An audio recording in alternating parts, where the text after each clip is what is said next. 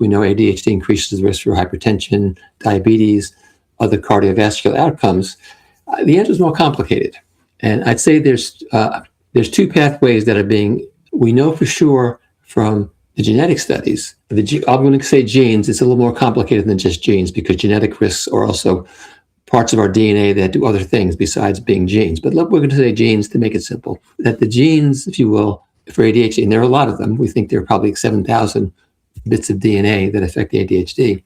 Those genes, some of them, not all of them by any means, but some of them are also risk genes for obesity, diabetes, hypertension, and other of these outcomes. So we call it a genetic correlation, that the genetics of ADHD is correlated with the genetics of obesity. It's not the same, but it's correlated.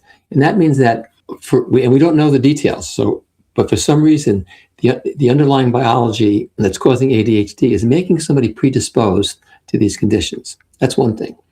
The other side of it is that we know from anybody who knows about symptoms of ADHD, who has experienced them or treated them like yourself, knows that these symptoms could lead to poor, we'll call them disease management behaviors or poor lifestyle behaviors. So if a person is an impulsive eater, well, they're more likely to become obese.